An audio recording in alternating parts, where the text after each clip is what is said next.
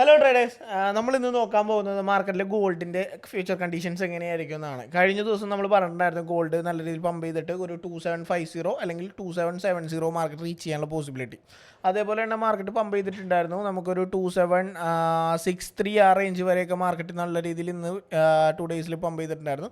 കഴിഞ്ഞ ദിവസമാണെന്നുണ്ടെങ്കിൽ market liquidity വളരെ കുറവായിരുന്നു. അപ്പോൾ കഴിഞ്ഞ ദിവസം നമുക്കൊരു 2750 നമ്മൾ ടാർഗറ്റ് ചെയ്തത് യെസ്റ്റർഡേ മോർണിംഗ് ആ ഒരു റേഞ്ചിലേക്ക് നമുക്ക് മാർക്കറ്റ് 2750 റീച്ച് ചെയ്തിട്ടുണ്ടായിരുന്നു. അതിനുശേഷം മാർക്കറ്റ് എന്ത് ചെയ്തു, നല്ല രീതിയിൽ വോളിയം അതായത് കമ്മിയായിട്ടുണ്ടായിരുന്നു. സോ മാർക്കറ്റ് എന്ത് ചെയ്തു, കൺസോൾട്ടേഷൻ ചെയ്യായിരുന്നു. ആ ഒരു ലോ വോളിയം പ്രൊഫൈൽ ആയതുകൊണ്ട് തന്നെ മാർക്കറ്റ് വളരെ ചെറിയ രീതിയിലാണ് മാർക്കറ്റ് ഡൗണിലേക്ക് വന്നത്.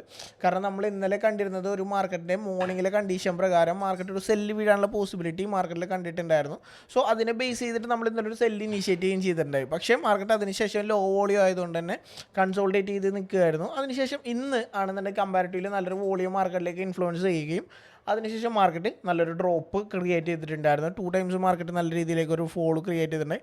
പക്ഷേ നമ്മൾ ഇന്ന് അനലൈസ് ചെയ്ത് വെച്ചു, നമ്മൾ ഇന്നലെ തന്നെ മാർക്കറ്റിൽ ഇന്നലെ ഷെയർ ചെയ്തിട്ടുണ്ടായി. മാർക്കറ്റിൽ നമ്മളൊരു ബൈയിങ് ഏരിയ പ്രോപ്പർലി പ്ലോട്ട് ചെയ്ത് വെച്ചിട്ടുണ്ട്.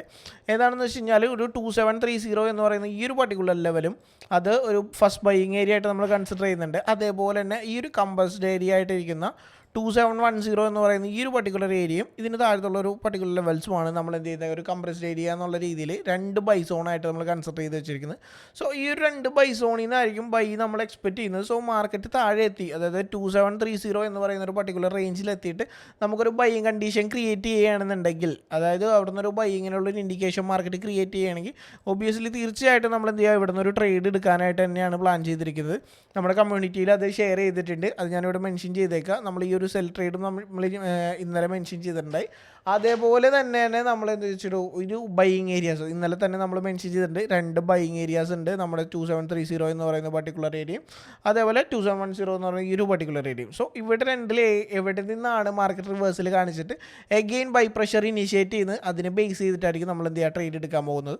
മോസ്റ്റ് പ്രോബബിലി 2730 എന്ന് പറയുന്ന പർട്ടിക്കുലർ ഏരിയയിൽ നിന്നായിരിക്കും നമുക്കൊരു ബൈ കണ്ടീഷൻ കിട്ടാനുള്ള പോസിബിലിറ്റി. കാരണം ടെക്നിക്കലി നമ്മൾ നോക്കുകയാണെന്നുണ്ടെങ്കിൽ ഈ ഒരു പമ്പിങ്ങിൻ്റെ ഒരു 50% ഓഫ് കറപ്ഷനാണ്. അതായത് ഒരു 4 അവർ ചാർട്ട് നമ്മൾ അനലൈസ് ചെയ്ത് നോക്കുകയാണെന്നുണ്ടെങ്കിൽ നമ്മുടെ മാർക്കറ്റിൻ്റെ ഒരു 50% ഈ ഒരു പമ്പിങ്ങിൻ്റെ ഒരു 50% ഓഫ് കറപ്ഷൻ എന്ന് പറയുന്ന പർട്ടിക്കുലർ റേഞ്ച് എന്ന് പറയുന്നത് നമുക്കൊരു 2733 എന്ന് പറയുന്ന ഈ ഒരു പർട്ടിക്കുലർ ഏരിയയൊക്കെ ആയിട്ട് വരും. സോ ഇതിനുള്ളിലുള്ളൊരു ഏരിയയിലാണ് നമ്മൾ എന്ത് ചെയ്ത് തീർച്ചയായിട്ടും നമ്മൾ എന്ത് ചെയ്ത് ട്രേഡിംഗ് ഓപ്പർച്യൂണിറ്റി, അതായത് നമ്മൾ ഫൈൻഡ് ഔട്ട് ചെയ്യാൻ പോകുന്നത്. സോ ഈ ഒരു ഏരിയ നമുക്ക് എന്ത് ചെയ്യാം, അതായത് ഒരു 250% ടു 61% പറയുന്നത് നമുക്ക് ഇങ്ങനെ ഒരു സോർട്ട് ഔട്ട് ചെയ്ത് എടുക്കുകയാണെന്നുണ്ടെങ്കിൽ ഈ ഒരു പർട്ടിക്കുലർ ഏരിയ ഒരു സ്ട്രോങ് ബൈയിങ് ഏരിയ ആയിട്ട് തന്നെ നമുക്ക് എന്ത് ചെയ്യുക, കൺസിഡർ ചെയ്യുകയും അതിനുശേഷം നമുക്ക് എന്ത് ചെയ്യുക, നല്ലൊരു ട്രേഡ്, അതായത് ഒരു ബൈയിങ് ട്രേഡ് നമുക്ക് അവിടെ നിന്ന് ഒരു കൺഫർമേഷൻ കിട്ടുകയാണെന്നുണ്ടെങ്കിൽ ഇനീഷ്യേറ്റ് ചെയ്യാൻ നമ്മൾ ഉദ്ദേശിക്കുന്നത് ഈ ഒരു പർട്ടിക്കുലർ ഏരിയയാണ്. സോ 2730 അതേപോലെ 2725 ഈ ഒരു പറയുന്ന ഈ റേഞ്ചിൽ നിന്നായിരിക്കും നമ്മൾ എന്ത് ചെയ്യുക, ഒരു നല്ലൊരു ബൈ ഇനീഷ്യേറ്റ് ചെയ്യാനായിട്ട് എക്സ്പെക്റ്റ് ചെയ്യുന്നത്. സോ മാർക്കറ്റിൻ്റെ ഡ്രോപ്പിന് ശേഷം നമുക്ക് തീരുമാനിക്കാം ബൈ കണ്ടീഷൻസ് എവിടെ നിന്ന് പമ്പ് ചെയ്യാനുള്ള പൊസിഷനാണ് നമുക്ക് കാണുന്നതെന്ന്.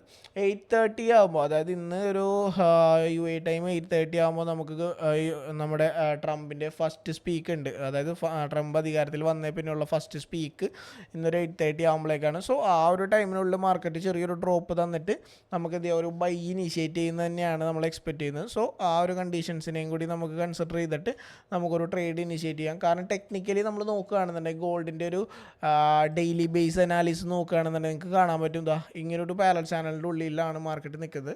റിജക്ഷൻസ് ഉണ്ടായെങ്കിലും ഈ ഒരു റിജക്ഷൻസിനെ മാർക്കറ്റ് ബ്രേക്ക് ഔട്ട് ചെയ്തിട്ടുണ്ട്. സോ ഒബിയസ്ലി ഈ ഒരു ഇംബാലൻസിനെ ഫില്ലപ്പ് ചെയ്തിട്ട് വീണ്ടും മാർക്കറ്റ് പമ്പ് ചെയ്യാനുള്ള പോസിബിലിറ്റിയാണ് നമുക്ക് കൺസിഡർ ചെയ്യാൻ പറ്റുന്നത്. അങ്ങനെയാണെന്നുണ്ടെങ്കിൽ ഒരു ലോങ് റണ്ണിലോട്ട് നോക്കുകയാണെന്നുണ്ടെങ്കിൽ നമ്മൾ കൺസിഡർ ചെയ്ത പോലെ തന്നെ ഈ ഒരു റീടെസ്റ്റിന് ശേഷം ഒരു 2950 ആ ഒരു റേഞ്ചിലേക്കുള്ള പമ്പിങ്ങിലുള്ളൊരു പോസിബിലിറ്റി നമുക്കിവിടെ കൺസിഡർ ചെയ്യാൻ പറ്റും. പക്ഷേ ആസ് പെർ ദീസ് കണ്ടീഷൻസ് ഈ ഒരു ലെവലും കൂടി നമുക്ക് സ്ട്രോങ് ആയിട്ട് തന്നെ മാർക്കറ്റ് ബ്രേക്ക് ചെയ്തെങ്കിൽ മാത്രമേ നമുക്ക് എന്ത് ചെയ്യാൻ പറ്റുള്ളൂ, ഈ ഒരു ഹൈ ലെവൽസിലോട്ടുള്ള മാർക്കറ്റ് മൂവ്മെൻറ്റ് നമുക്ക് ഉറപ്പിച്ച് പറയാൻ പറ്റുള്ളൂ. പക്ഷേ കറൻ്റ്ലി മാർക്കറ്റിൽ US ഡോളറിൻ്റെ സെഗ്മെൻറ്റും കൂടി നമ്മളിതായിട്ട് കമ്പയർ ചെയ്യുമ്പോൾ എന്താ മനസ്സിലാവുകയെന്ന് വെച്ച് കഴിഞ്ഞാൽ ഗോൾഡ് സ്റ്റില്ലിൻ്റെ ബൈ ട്രെൻഡ് ആൻഡ് ബൈ പ്രഷറാണ്. മാർക്കറ്റിൽ US ഡോളറിൻ്റെ സ്ട്രെങ്ത് ഇപ്പോഴും വീക്കാണെന്ന് തന്നെ നമുക്ക് മനസ്സിലാക്കാൻ പറ്റും. അതിന് നമുക്ക് ജസ്റ്റ് ഒന്ന് US ഡോളറിൻ്റെ ചാർട്ട് USD/CHFൻ്റെ ഈ ഒരു ചാർട്ട് എടുത്തു കഴിഞ്ഞാൽ തന്നെ മനസ്സിലാവും. ഒരു വീക്ക്ലി അനാലിസിസ് അല്ലെങ്കിൽ വലിയ ടൈം ഫ്രെയിം അനാലിസിസ് നോക്കുകയാണെന്നുണ്ടെങ്കിൽ US$ still in A rejection. As per these concerns നമുക്ക് അനലൈസ് ചെയ്യാൻ പറ്റുന്നത് ഗോൾഡ് അപ്പ് ട്രെൻഡിലോട്ട് തന്നെ മൂവ് ചെയ്യാനുള്ള പോസിബിലിറ്റീസ് ആണ്. സോ നമുക്ക് നോക്കാം എന്തായാലും ഈ ഒരു ബൈയിങ് പ്രഷർ കീപ്പ് ചെയ്തിട്ട് മാർക്കറ്റ് എത്രത്തോളം പമ്പ് ചെയ്യാനുള്ള പോസിബിലിറ്റീസ് ആണെന്ന് നമുക്ക് എന്തായാലും നോക്കാം. സോ ഇന്ന് നമ്മൾ എന്തായാലും കാൽക്കുലേറ്റ് ചെയ്യുന്നത് ഇന്ന് വൈകുന്നേരം മാർക്കറ്റ് ഒരു ഡ്രോപ്പ് ഫില്ലപ്പ് ചെയ്തതിന് ശേഷം ഇവിടെ നിന്നിട്ട് 2730 to 2726 എന്ന് പറയുന്ന പർട്ടിക്കുലർ ഏരിയയിൽ നിന്ന് ഒരു ബൈ ട്രേഡ് ഇനീഷ്യേറ്റ് ചെയ്യാനും ആ ബൈ പമ്പിങ് മാർക്കറ്റ് എന്ത് ചെയ്യുന്നു ഒരു 2789 അല്ലെങ്കിൽ 2790 എന്ന് പറയുന്നതൊക്കെ ഏറ്റവും ലാസ്റ്റ് ക്രിയേറ്റ് ചെയ്തിരുന്ന ഹൈ പോയിന്റിലോട്ട് മാർക്കറ്റ് അഗെയിൻ പമ്പ് ചെയ്യാനുള്ള പോസിബിലിറ്റിയാണ് നമ്മൾ കൺസിഡർ ചെയ്യുന്നത്. സോ നമുക്ക് എന്തായാലും നോക്കിയിരുന്ന് കാണാം. സോ ഈ ഒരു പമ്പിങ് റീടെസ്റ്റിന് ശേഷം നമുക്കൊരു നല്ലൊരു ബൈ ഇന്ന് തന്നെ കിട്ടുമെന്ന് പ്രതീക്ഷിക്കുന്നു.